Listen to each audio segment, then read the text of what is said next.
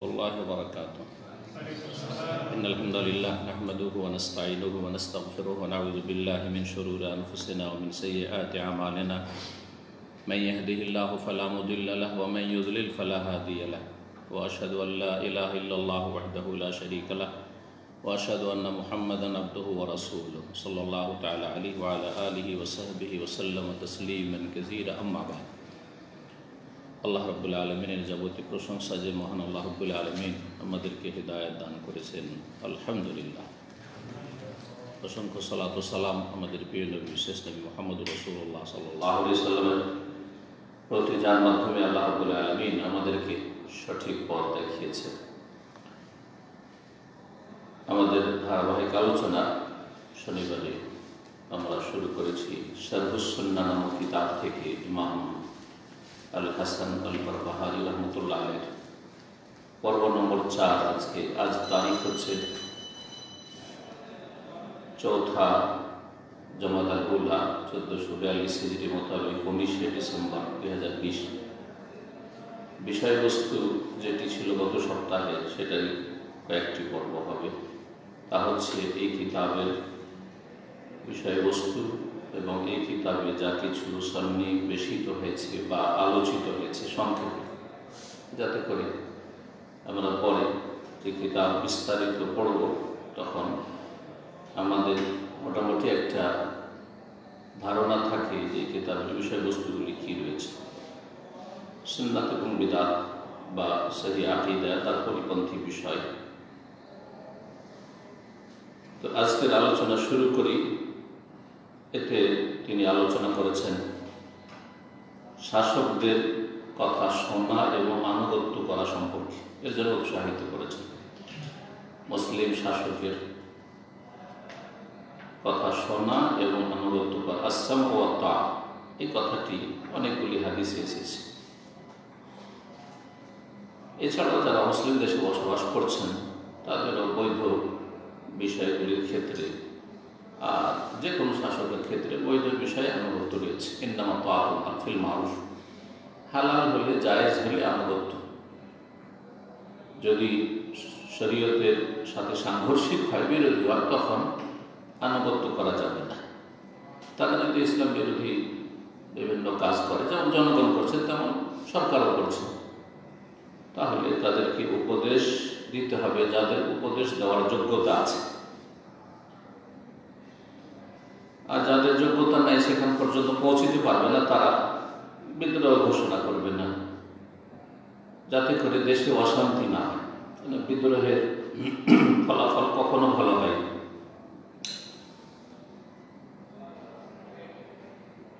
তারপরে মুসলিম শাসক যেখানে রয়েছে সেখানে তার কাছে বায়আত হতে হবে। যে বায়আত, এটি মূলত শাসকের বায়আত। আমাদের দেশে শাসকের বায়াত নেই, আর বায়াত আছে পীর মুরিদের অথবা অন্য কোন বায়াত রয়েছে। বিদআতি বায়াত রয়েছে, সুন্নতি বায়াত নেই। সৌদি আরব আলহামদুলিল্লাহ সুন্নতি বায়াত রয়েছে। মুসলিম শাসক যখন প্রথম কেউ এখানে রাষ্ট্রীয় ক্ষমতায় আসে, রাজা হয়, তখন তার হাতে যারা যোগ্যতম ব্যক্তি, এলাকার প্রতিটি এলাকার গণ্যমান্য ব্যক্তি, তারা বায়াত করে, মানে শপথ করে। জনগণের সবার বায়াত নেই, এটা গণতন্ত্র। জনগণের সবার সমান অধিকার বুঝেই কি জনগণ, সাধারণ মানুষ কি বুঝে, কে ভালো কে মন্দ, কেউ যোগ্য অযোগ্য। আর অসৎ লোকদের কথার মূল্যই বাকি, কারণ অসৎ লোকরা তো অসৎ নেতাই চায়। তো যারা যোগ্য ব্যক্তি, সুরার যোগ্য, পরামর্শ দেওয়ার যোগ্য,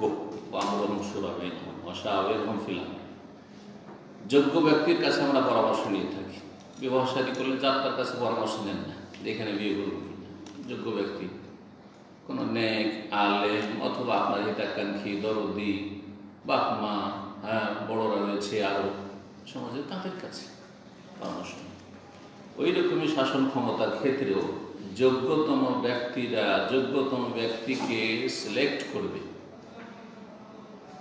জি, তারা আর যদি শাসন ক্ষমতায় চলে আসে, আনুগত্য করবে। ওয়ালা ইয়াজুজু লিআহাদিন আন ইয়াবিতা লাইলা, আর কোনো ব্যক্তির জন্য জায়েজ না যে একটা রাত কাটাবে, ওয়ালা ইয়ারা আন্না আলী ইমাম বাররান কানা আও ফাজিরান, কোনো শাসককে না মেনে একটি রাত কাটাবে, আমি কোনো সরকার মানি না, শাসক মানি না, অথচ মুসলিম দেশে এরকমটা জায়েজই নেই। সে ইমাম, দেশের শাসক, বাররান ভালো মানুষ হোক, নেক হোক, অথবা ফাজিরান ফাসিক ফাজের হোক। আর যত দেশবাসী জনগণ ফাসিক ফাজের হবে, পাপী হবে, তত বেশি শাসক পাপী হবে। বাস্তব জি, আপনারা ভালো হয়ে যান, আপনাদের মধ্য থেকে একজন ভালো মানুষই আসবে। আপনারা খারাপ, আপনাদের শাসক খারাপ।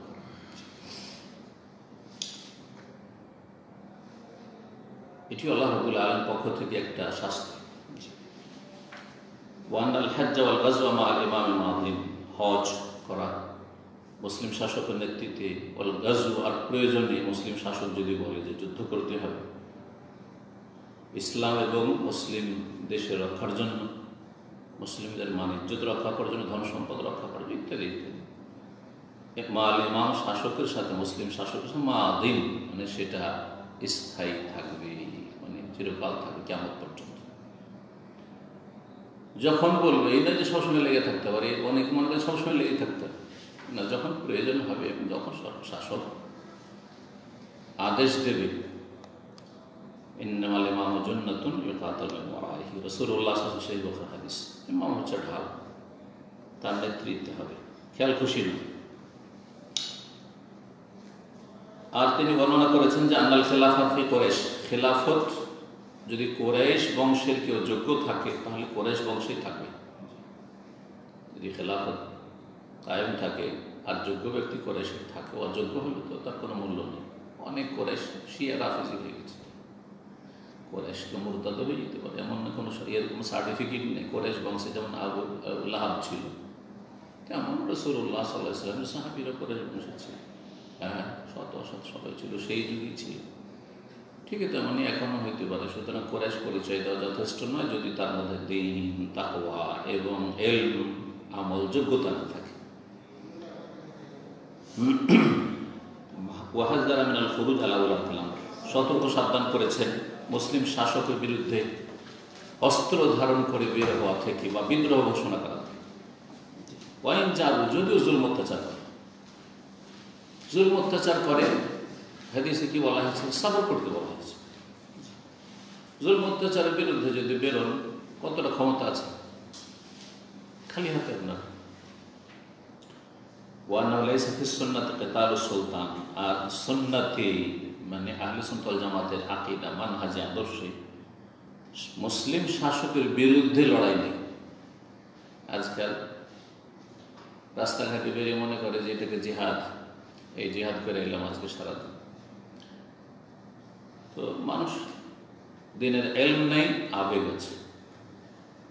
এলম নেই, আবেগ আছে। হ্যাঁ, নামাজ পড়বেন না, ফজরে উঠবেন না, উঠাইলে উঠবে না, কিন্তু জেহাদের স্বপ্ন দেখছে, নফসের জেহাদ করতে পারছে। একটা তীর বর্ষণ হলে পালাতে দিশা পাবে, কারণ ঈমান তো নেই, বাঁচতে চায়। তো মুসলিম শাসকের বিরুদ্ধে লড়াই হয়। গত সপ্তাহে এরকম একটা আমার আলোচনা যে হয় জুমেতাতে এইরকম মুসলিম দেশে রাস্তাঘাটে বেরোচ্ছে কোনো কিছু আর তলব করে, সরকার অন্যায় করছে, বলছে এটাকে জিহাদ। এটা জিহাদ না, জিহাদ কাফেরের বিরুদ্ধে। প্রথম কথা জানবো, জিহাদ মুসলিমের বিরুদ্ধে নয়, এটা খারেজিদের কাজ। মুসলিম ফাঁসক হইলেও সাথে মারামারি করতে, মারতে হবে।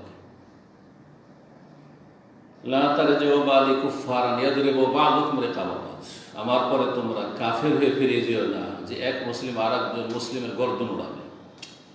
মুসলিম মুসলিমের বিরুদ্ধে অস্ত্র ধারণ করা কখনো জাহাদ না।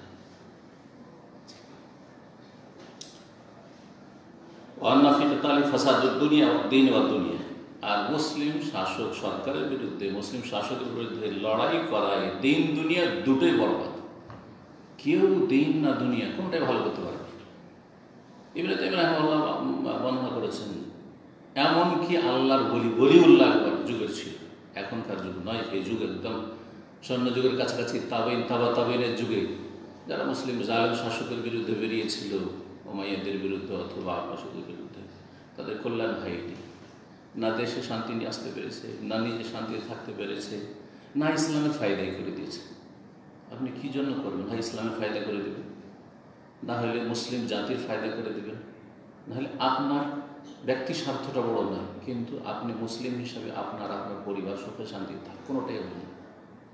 জি হ্যাঁ, আজকে যে আব্দুর রহমান বাংলা ভাইদের পরিবারগুলো সর্বনাশ করে দিয়েছে, ছিন্ন ভিন্ন করে দিয়েছে এই পরিবারকে। চিন্তা করেন আপনি। অথচ এই পরিবারটা যদি এলম শিখত, আমল করত, সঠিক পথে থাকতো, কোরআন সুন্নাহর অনুসারী হইত, তাহলে এইভাবে ছিন্ন ভিন্ন হইত। কত অশান্তি সৃষ্টি করেছে। যারা গেছে গেছে খারিজি হয়ে গেছে, আর যারা আছে তার একটা অশান্তি লেগে গেছে। আপনি যদি পারিবারিকভাবে চিন্তা করেন তবুও ক্ষতি, আর যদি সবার কথা চিন্তা করেন তাহলে তো আরো অনেক ক্ষতির দিক রয়েছে। জি, এইভাবে মুসলিমকে লড়িয়ে কাফেররা ফায়দা করতে চায়। জি, কাফেররা যেসব মিথ্যা অভিযোগ করে থাকে মুসলিমদের বিরুদ্ধে, সেগুলি প্রমাণ করে, দেখো তোমাদের মধ্যে জঙ্গি আছে তোমাদের দেশে, আর তোমরা সামলাতে পারছো না, সুতরাং আমাদেরকে আসতে হবে তোমাদের দেশে, জোর করে ঢুকতে চায় আপনার দেশে। তারপরে তিনি বর্ণনা করেছেন খাওয়ারিজদেরকে হত্যা করা জায়েজ। মুসলিম শাসক যদি খারিজিদেরকে হত্যা করে তো জায়েজ। এদা আরাদা লিল মুসলিমিন, যদি মুসলিমদের মুখোমুখি হয়, মুসলিমকে খুন করছে খারিজি, মুসলিম হয়ে খুন করছে খারিজিরা, আর বলছে না না না এরা মুসলিমদেরকে মারতে হবে না, এগুলো দমন করো, কারণ ক্যান্সার।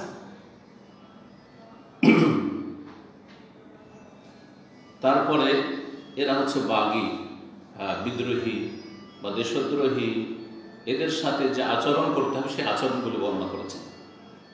এবং তিনি বর্ণনা করেছেন যে আন্না তাআতা লা তাকুনু লিবাশারিন ফি মাসিয়াতিল্লাহি ওয়া রাসূলিহি, কোন মানুষের আনুগত্য হবে না আল্লাহর নাফরমানি করে অথবা রাসূলুল্লাহ সাল্লাল্লাহু আলাইহি ওয়াসাল্লাম, আল্লাহ এবং রাসূলের বিরুদ্ধাচরণ করে, গুনাহ করে কারো আনুগত্য নেই। স্বামীর নেই, স্ত্রীর নেই, বাপ মায়ের নেই, বাপ মা বেদাত করতে বলছে, এখানে চলবে না। জি হ্যাঁ, আপনার বস বলছে হারাম কাজ করতে, চলবে না, চাকরি চলে যাবে, বলছে দাড়ি মুন্ডন করে এসো। মা বলছে চল আমাকে মাজারে বা পীরের মুরিদ বানাইতে নিয়ে চল, বা ওরসে চল। হ্যাঁ, লা তাআতা লিমাখলুকিন ফি মাসিয়াতিল খালিক, এই বিষয়গুলি নিচে থেকে ওপর পর্যন্ত একবারে। শাসক যদি বলে হারাম কাজ করো না, এটা করতে পারো, তোমার কাছে ক্ষমতা আছে, তুমি যা পারবে তাই করো, তুমি তোমার জবাব দাও, কিন্তু আমি হারাম কাজ করতে পারবো, আপনি নিজেকে বাঁচিয়ে রাখেন। তারপরে তিনি আলোচনা করেছেন যে কোনো মুসলিমের জন্য ভালো মন্দের সাক্ষী দেওয়া যাবে না। এইটা তো এখন খুব শুরু হয়েছে। যদি বিরোধী হয় তো জাহান্নামে ঢুকিয়ে ছাড়বে কাফের টাফের ফতুয়া দিয়ে, হ্যাঁ অমুক মরেছে, আর কত রকমের গালমন্দ, তারপরে আরো কিছু জাহান্নামে ঢুকিয়ে ছাড়বে। আর যদি নিজের পক্ষের হয়, মনোভূত হয়, তাহলে তাকে শহীদ সার্টিফিকেট দিয়ে শহীদ, অমুক শহীদ, অমুক শহীদ। পড়াশোনা আলেম যদি কাউকে শহীদ বলে, নবী সাল্লাল্লাহু আলাইহি ওয়াসাল্লামের হাদিস তো মনে থাকে না, অমায়ুদ্রিক, তুমি কি করে জানলে দেশে শহীদ? আরে যে রাসূলুল্লাহ সাল্লাল্লাহু আলাইহি ওয়াসাল্লাম যাদেরকে শহীদ বলে এটা তো ঠিক আছে, কারণ ওহীতে আছে। আবু বকর শহীদ, আবু বকর রাদিয়াল্লাহু আনহু বিছানায় মারা গেছেন, তারপরও তাদের শাহাদাত হতে পারে বিভিন্ন অসুখের কারণে। ওমর রাদিয়াল্লাহু আনহু শহীদ, ওসমান শহীদ, আলী শহীদ, হ্যাঁ শহীদ। কিন্তু আপনি আজকালকার জামানা যতই কোনো আল্লাহর ওলি হোক না কেন, আল্লাহর কাছে দোয়া করি আল্লাহ যেন তার শাহাদাত কবুল করে, কথা বলতে পারে ইনশাআল্লাহ শহীদ, তাও বলতে পারে চলে ইনশাআল্লাহ, আল্লাহ চাই। কিন্তু আপনি অমুক শহীদ পেলেন কোথায়? বুখারী, আহলে মদিনাতে পড়ে গিয়ে অমুক শহীদ। আরে দেশা চাপ অমুক শহীদ, এত সহজ। কারো জন্য ভালো মন্দ সাক্ষী দেওয়া যাবে না, তবে আশা করি আকীদা আমল ভালো ছিল, ইনশাআল্লাহ আল্লাহ তারা জান্নাত নসিব করবে। অথবা এমন কিছু হয়েছে যেটাতে হাকিকি অত হুকমি শহীদের আওতাভুক্ত মনে হচ্ছে, তো বলতে পারেন যে আল্লাহ ইনশাআল্লাহ তাকে শাহাদাতের মর্যাদা দেবেন বা আল্লাহ যেন দেন।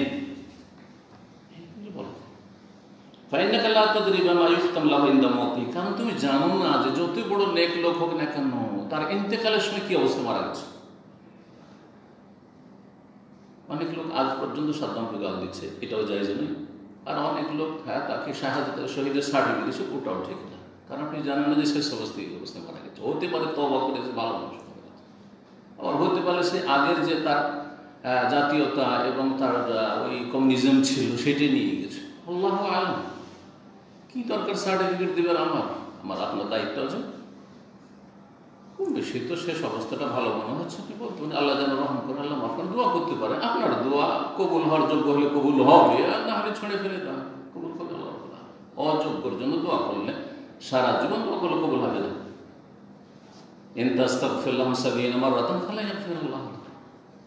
আল্লাহ কোরআনে কারীমে বলছেন এইরকম যদি সেগুলো হয় বড় কাফের, বড় মুনাফিক, তাহলে আপনার দোয়াই কবুল হবে না, আপনার বাপ হলে কবুল, মা হলে কবুল হবে না, বড় শিরকুফরি অবস্থায় চলে গেল।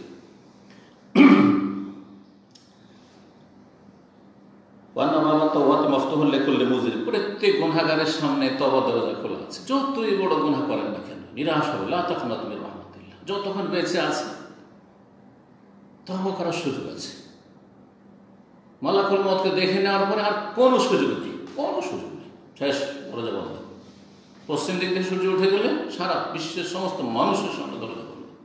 আলহামদুলিল্লাহ আমাদের দুটাই দরজা খোলা আছে। সুতরাং যখনই গুনাহ হয়, গুনাহ হইতে পারে, গুনাহ হবে না এমন মানুষ পৃথিবীতে পাওয়া মুশকিল আছে, কিন্তু গুনাহ হওয়ার সাথে সাথে তওবা করে না, এটা হচ্ছে সবচেয়ে ভালো বৈশিষ্ট্য।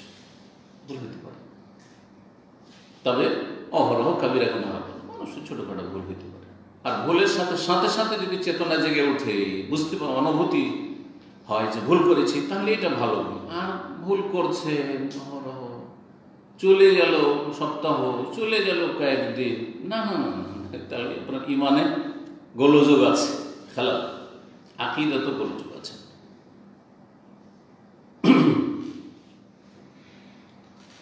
তারপর বর্ণনা করেছেন যে ইসলামে রজমের বিধান হচ্ছে হক, জি, মানসুখ নয়। এটা আহলে সুন্নাত ওয়াল জামাতের একটা লক্ষণ যে রজমকে বিশ্বাস করবে। যদিও আয়াত মানসুখ হয়েছে, তেলাওয়াত মানসুখ হয়েছে, কিন্তু তার বিধান বহাল আছে নবী সাল্লাল্লাহু আলাইহি ওয়াসাল্লামের হাদিস দ্বারা, জি। এবং মোজার বা মাসা হচ্ছে সুন্নাত রাসূলুল্লাহ সাল্লাল্লাহু আলাইহি ওয়াসাল্লামের আদর্শ। মোজার বা মাসা অস্বীকার করা এটা আহলে সুন্নাতের চরিত্র নয়। মোজা, চামড়ার মোজা হলে আহলে সুন্নাতের কোনো ইখতিলাফ নেই, যদি ইখতিলাফ করে তাহলে বিদাতি। আর যদি কাপড়ের মোজা হয় তাতে ফুকাহাদের ইখতিলাফ আছে, জওরাব যেটাকে বলা হচ্ছে আজকাল আরব দেশে শুররাব বলছে, ইখতিলাফ আছে, সেই ক্ষেত্রে বিদআতপন্থী বলা যাবে না। কিন্তু হাদিস সহি আছে, কেউ যদি না করে তাহলে বলবো যে তার মাসলা ভুল, ফতোয়া ভুল। দুটো তো তাহলে পার্থক্য করতে হবে সবসময়। এইরকমই সফরে কসর আছে, আহলে সুন্নাত মানে সফরে কসর আছে। এখন কসর ওয়াজিব না সুন্নাত? ওয়াজিব বললেও আহলে সুন্নাত, যেমন হানাফি মাযহাব, আর সুন্নাত মুস্তাহাব উত্তম বললেও আহলে সুন্নাত। অধিকাংশ উলামা উত্তম বলছেন, সুন্নাত বলছেন, ওয়াজিব বলছেন না কসর করা। কসর সফরে না করে যদি ফরজ বা পুরাও পড়েন কোনো অসুবিধা নেই, জায়েজ। কারণ আল্লাহর পক্ষ থেকে সাদাকা, আর সাদকা যদি আপনাকে কেউ দিতে আসে, এখনই কোনো আরবি অনেকেই দেয় আপনাদেরকে, অনেকে সাদকা দেয়, ও জানে মনে করে যে বিদেশি প্রবাসী মানুষ সব মিসকিন, সাদকা দেয়, আপনার কবুল বুদ্ধি হবে না, আপনি না করতে পারবেন। আপনি যদি বলেন যে জাযাকাল্লাহ খাইর, আমি সাদকা নেব, বলার অধিকার আছে, ঠিক না? মানে আল্লাহ বলেন সাদকা ইচ্ছা হলে কবুল করেন, ভালো, আল্লাহ যখন সাদকা করছেন। আর যদি না কবুল করেন কোনো অসুবিধা নেই। তারপরে নেফাকের মর্ম কথা বলা হচ্ছে, মুনাফিকি কি জিনিস। তারপরে মুনাফিকের পার্থিব বিধানগুলি বর্ণনা করেছেন। যে মুনাফিক আর কাফের পার্থিব বিধানে পার্থক্য আছে। রাসূলুল্লাহ সাল্লাল্লাহু আলাইহি ওয়াসাল্লামের সাথে সারা জীবন মদিনায় বড় বড় মুনাফিকরা, যারা ইসলামের এত বড় শত্রু যে বাইরের শত্রুতে চেনা যায়, ঘরের শত্রু চেনা মুশকিল, তাদের সম্পর্কে আল্লাহ সতর্ক সাবধান করে বলছেন। স্পেশাল একটি সূরাই নাযিল করেছেন, সূরা তওবা। মুনাফিকদের মুখোশ উন্মোচন করার জন্য অমিন আহলিল মদিনাতি মারাদু আলা নিফাক লা তা'লামুনহু না'লামু সানুআযিবুহুম মাররাতাইন, দুই গুণ আযাব দেব। কাফেরের চাইতে বেশি আযাব হয় মুনাফিকদের মুসলিম সমাজে, যারা আকীদার মুনাফিক, চরিত্রের মুনাফিক নয়, আমলের মুনাফিক না, হলো মুনাফিক ফাসিক। তো কিন্তু তারপরও মুনাফিকদের বিরুদ্ধে অস্ত্রের জিহাদ নেই, অস্ত্র ধারণ হারাম মুসলিম সমাজে। মুনাফিক তাহলে মুসলিম সমাজ যাদেরকে নাস্তিক যদি জানেন, তারপরে সে নিজেকে মুসলিম বলছে, অস্ত্র ধারণ করা যাবে না, এটা জঙ্গিদের কাজ। হ্যাঁ, তাদের বিরুদ্ধে জিহাদ যে কোরআন আল্লাহ বলেছেন, জাহিদিল কুফার আল মুনাফিকিন, জিহাদ বিল লিসান ওয়াল বায়ান, জবান দ্বারা আর বয়ান দ্বারা। সে বয়ানটা কলমের বয়ান হইতে পারে, কলম দিয়ে হইতে পারে, লিখনের দ্বারা, বিল হুজ্জাত ওয়াল বায়ান, দলিল দ্বারা, দলিল প্রমাণ দ্বারা তাদের অসারতা প্রমাণ করেন, তাদের গুমরাহ ভ্রষ্টতা প্রমাণ করেন, তাদেরকে লাঞ্ছিত অবদস্থ করেন আলোচনার মাধ্যমে, মুনাফিকগুলোকে, নাস্তিকগুলোকে মুসলিম সমাজে। কিন্তু যতক্ষণ তারা মুসলিম পরিচয় দিচ্ছে, ঘোষণা করছে না যে আমি মুসলিম নয়, ততক্ষণ পর্যন্ত সে ওই রকম কাফের না, মুনাফিক কাফের। সুতরাং মুনাফিকদের আচরণ, মুনাফিকদের সাথে আচরণ অন্যান্য কাফেরদের মতো হবে না, যারা প্রকাশ্য কাফের। তারপরে বর্ণনা করেছেন যে একজন মুসলিমকে জানতে হবে আহলে কিবলাদের সাথে কেমন আচরণ হওয়া উচিত। আহলে কিবলা অর্থাৎ যারা এই কিবলা বিশ্বাসী মুসলিম ফিরকা, 73 ফিরকা, বিভিন্ন ফিরকা, বেরলভী, আটরসি, মাইজ ভান্ডারি, যতগুলি আছে বিদাতি আর বড় বড় শিরকারী, তাদের সম্পর্ক, তাদের সাথে আচরণটা কেমন। এই নয় যেমন আজকালকার মন মানসিকতা, যে এই বিদাতি ফিরকাগুলি সহি আকীদার লোকদেরকে হিন্দু, ইহুদি, নাসারা চাইতে বেশি দুশ্মন মনে করে। কারণ হিন্দুদের মন্দির ভাঙে না তারা, খ্রিস্টানদের গির্জা চার্চে হামলা করে না, কিন্তু সহি আকীদার মসজিদ ভাঙে, মাদ্রাসা ভাঙে, জ্বালিয়ে দেয়। এগুলি বাস্তব প্রমাণ, চোখের সামনে কথা, ঠিক না? এমনকি বেনামাজ যদি নামাজ না পড়ে মসজিদের সামনে বসে থাকে, কিচ্ছু বলবে না, কিন্তু নামাজ পড়তে যায়, সলাত আদায় করতে যেতে রফায়দারি করে দেয় আর আমিন জোরে বলে দেয়। তো অনেক অনেক অনেক সময় যান বাঁচানো মুশকিল। তাহলে দেখেন এই যে চরিত্রটা। কিন্তু যারা আহলে সুন্নাত, এরা আহলে বিদাত, এই জন্য এদের চরিত্র এরকম খারাপ। আহলে সুন্নাত ওয়াল জামাত আমরা বিদাতীদের সাথে, বেরলভীদের সাথে বা সুফিদের সাথে, তাদের সাথে এইরকম শত্রুতা রাখি না যে ইহুদি নাসারার মতো শত্রু, না না, তারা মুসলিম ফিরকা, গুমরাহ, পথভ্রষ্ট। তারপরেও যতটা দিন যখন আসলটা বহাল আছে, তখন তাদের সাথে আমাদের দিনই অতটা ভ্রাতৃত্ব আছে। শেখ সালেহ ফৌজান উল্লেখ করেছেন, যার মধ্যে যতটা কল্যাণ আছে ততটা তাকে ভালোবাসো, আর যত কল্যাণ নেই ততটা ঘুরিয়ে না। তাহলে একজন গুমরাহ, মুসলিম ফিরকার গুমরাহ বা একটা গুমরাহ দল সম্পর্কে আমাদের ঘৃণাও থাকতে হবে, তাদের শিরক বিদআতের কারণে বা বিভিন্ন বদাকিদার কারণে, এবং তাদের যে দ্বীনি ভ্রাতৃত্ব সেটাও থাকতে হবে। আর সেটার দাবি হচ্ছে তাদেরকে আংশিক ভালোবাসা দেওয়া, কাফেরদের মতো, অমুসলিমদের মতো না। তারপরে আলোচনা করেছেন এমন কিছু গুনাহমোচনকারী নেক আমল সম্পর্কে, যার মাধ্যমে গুনাহমোচন হয়। মানুষের গুনাহ হয়ে গেলে অনেক নেক আমল আছে, যে নেক আমল দিয়ে আপনি গুনাহকে ধুয়ে মুছে সাফ করে দিতে পারেন। তারপরে আলোচনা করেছেন আবার আল্লাহ রাব্বুল আলামিনের আসমা সিফাত, নাম এবং গুণাবলী সম্পর্কে আমাদের সঠিক ধারণা, বিশ্বাস এবং ভূমিকা কেমন হওয়া উচিত এই সম্পর্কে। তারপরে বর্ণনা করেছেন যে কেউ যদি মনে করে যে আল্লাহ রাব্বুল আলামিনকে এই ইহজগতে দেখা যেতে পারে, ফাকাদ কাফার, সে কাফের হয়ে যাবে। দুনিয়ায় আল্লাহকে দেখা যায় না, লান তারাদ। আল্লাহ রাব্বুল আলামিনের জাত নিয়ে চিন্তা ভাবনা করা থেকে সতর্ক সাবধান করেছে। আল্লাহর সত্তা নেই, আল্লাহ কেমন, না, ওসব চিন্তা করা যায় না।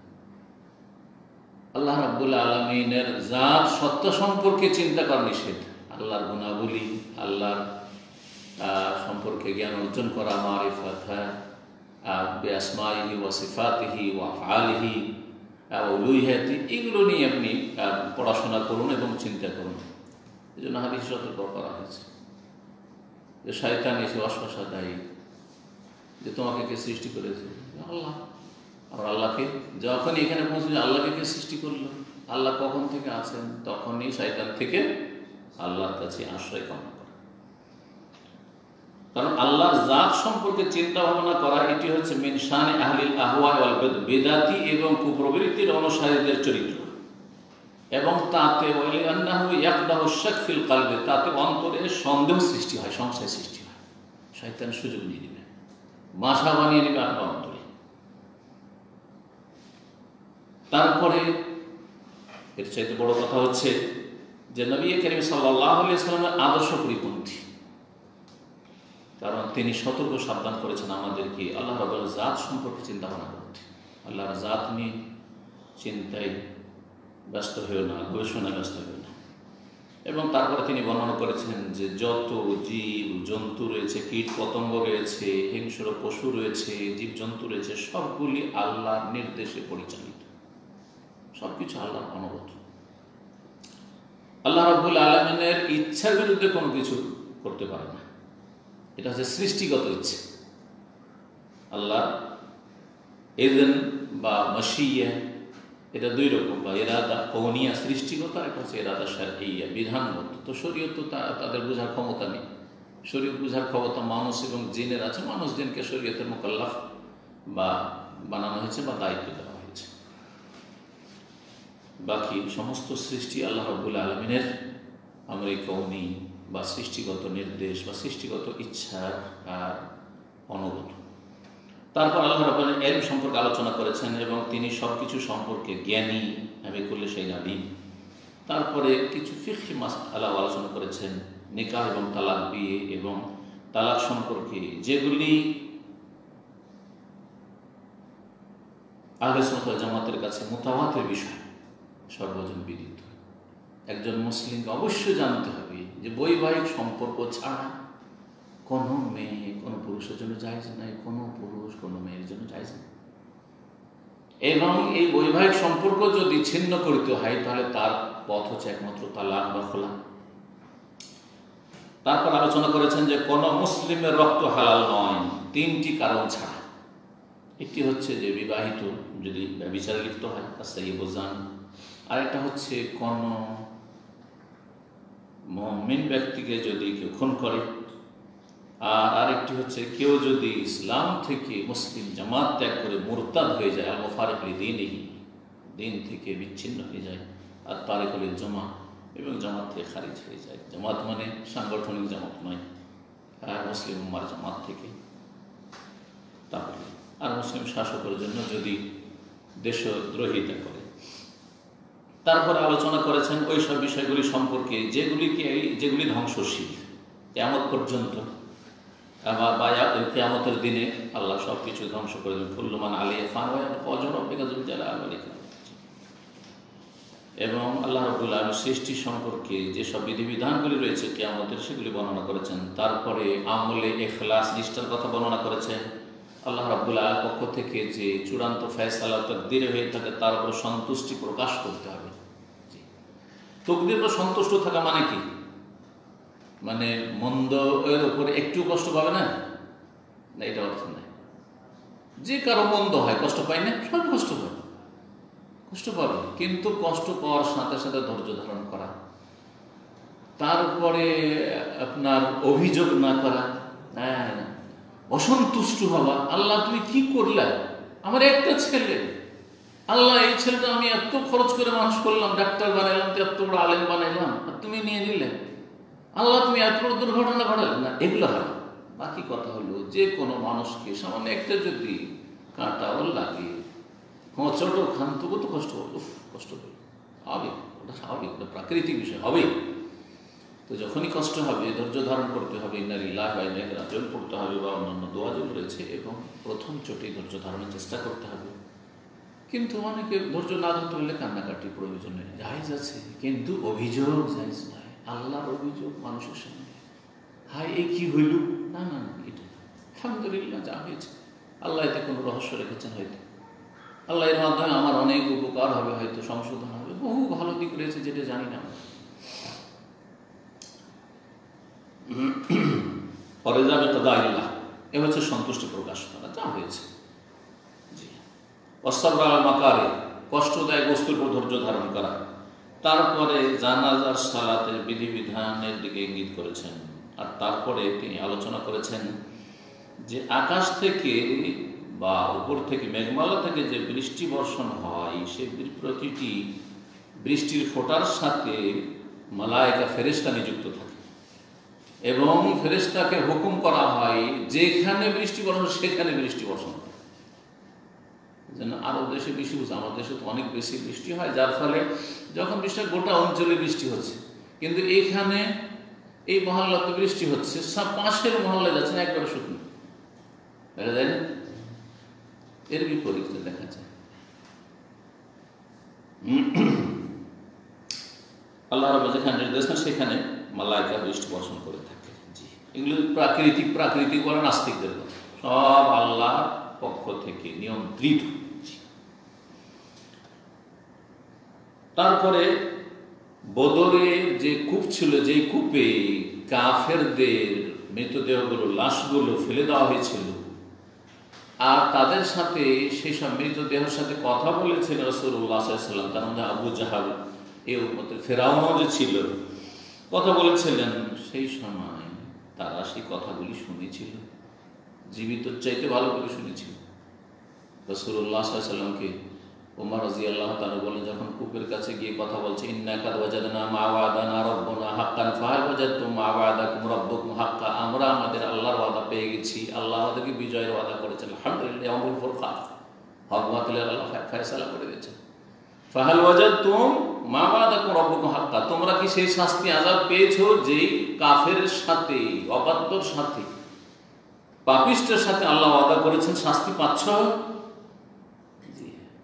তখন ওমর রাদিয়াল্লাহু বলছে, ইয়া রাসূলুল্লাহ তুকাল্লিম আজসাদাল্লাহ আর ওয়াহালা, এমন দেহের সাথে কথা বলছে যাতে কোনো রূহ নেই, আত্মা নেই, কি কথা বলছেন? শুনছে, বলছে এখন যা বলছি তোমার চেয়ে বেশি শুনছে।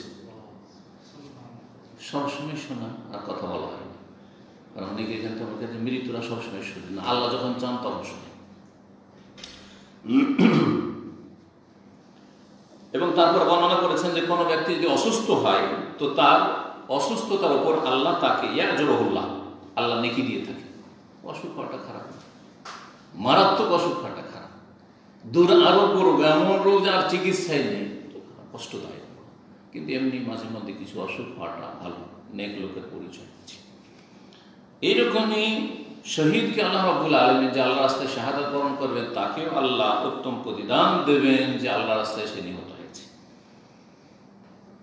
অনেকের ধারণা আছে যে ছোট বাচ্চারা যদি কোথাও আঘাত পায়, বছরকে পড়ে গেল, আঘাত খেয়ে গেল, হ্যাঁ, তো এতে নাকি ওদের ব্যথা হয় না। এটা ভ্রান্ত ধারণা, তার খণ্ডন করেছেন।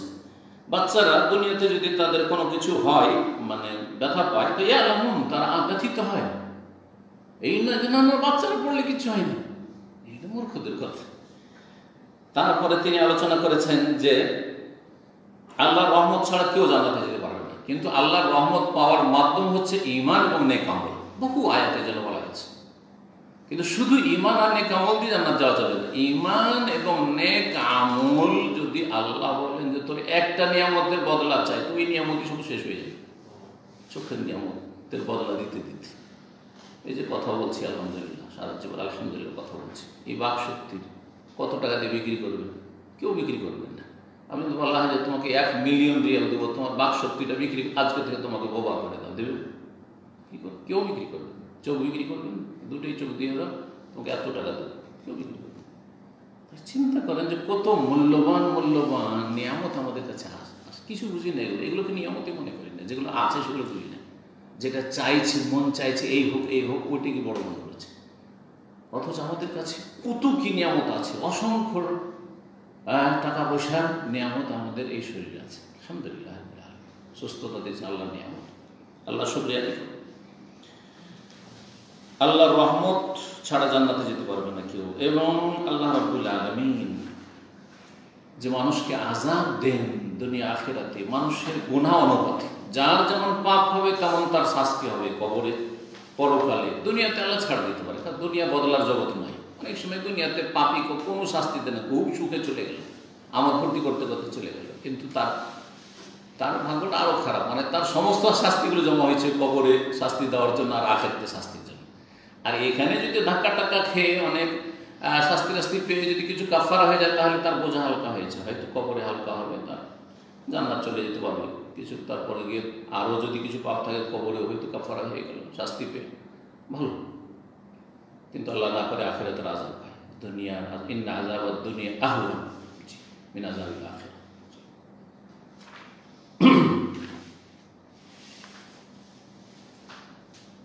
এখানে আজকের আলোচনা শেষ করছি। ওয়া জাযাকুমুল্লাহু খাইরান ওয়া সাল্লাল্লাহু আলা নবিয়িনা মুহাম্মদ ওয়া আলা আলিহি ওয়া সাহবিহি।